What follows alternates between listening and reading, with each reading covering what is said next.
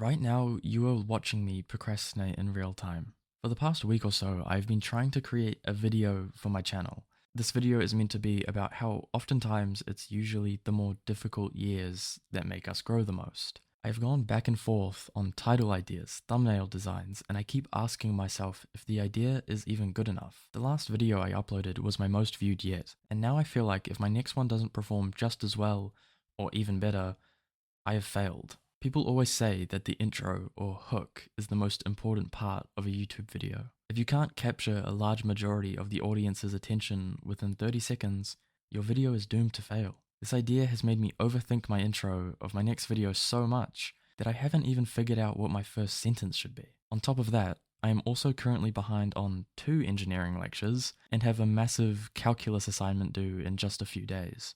Instead of doing that, I have convinced myself that making this video about procrastination is a better idea. So I really dug myself into a pretty deep hole.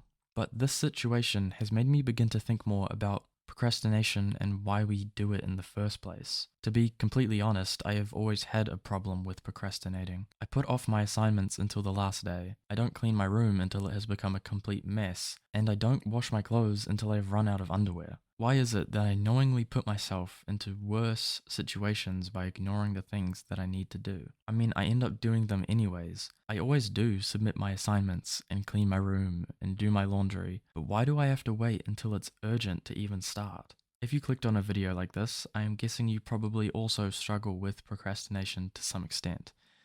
Hopefully not to the point that you run out of underwear, but maybe it is something that plays a role in your life. You being on this video right now might even be part of you putting something off that you need to do. So why? Why do we always fall into putting things off and making our responsibilities even harder on ourselves? I think it's because when we have tasks to deal with that have some sort of friction involved, things we don't like, or that cause us discomfort, our mind starts to tell us things that can actually be quite contradicting to our goals. Let me explain. The other day, I had an appointment with a counselor about some issues I've been having. In our conversation, one of the main things he talked about was how our brains work during stressful events. To save the time of getting into specific details of neurobiology, the basic idea is this. When we are stressed out, the logical problem-solving part of our brain shuts down a bit, and the more primitive survival part of our brain activates more. The brain becomes dysregulated, so to speak. This is because even though now we live in a world that we don't have to fight off danger to stay alive each day, I hope, parts of our brains are still quite dumb and can't tell the difference between being late on an assignment and getting attacked by a bear. So when we are in stressful situations, trying to problem solve our way out of it can actually be counterproductive. When that bear is chasing us, trying to eat us, rational thinking is not what we need. We need to run like hell. Like I mentioned, the logical part of our brain is actively getting less of our energy. So when we do come up with a solution, the chance that it is the right solution to solve our problem can be surprisingly low. I think this reasoning can also explain why we end up deciding to procrastinate so much. Are the things we need to do causing us discomfort? If yes, then our brains will try to figure out a way, counterproductive or not, to relieve that discomfort, and oftentimes that means putting them off or finding something easier to do.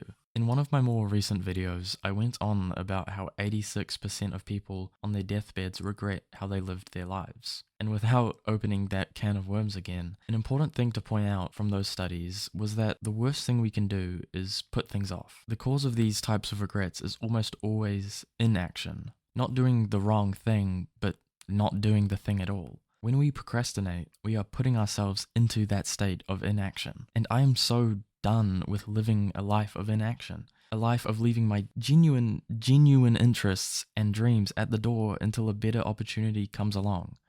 It's not coming. If you want to live out your dreams, you can't stay in bed. So at this point, you might be asking yourself, if my brain is literally wired to deal with stress in a way that makes me make the wrong decisions, what on earth can I do about that? Because trying to outsmart our way into doing the right things while our smart brain, quote unquote, is deactivated. It's like trying to be a level 100 boss when we are only level 10. It just won't work out very well. When we want to, study and complete an assignment, but our brain is dysregulated, the chance we actually do that and do it properly is not very likely.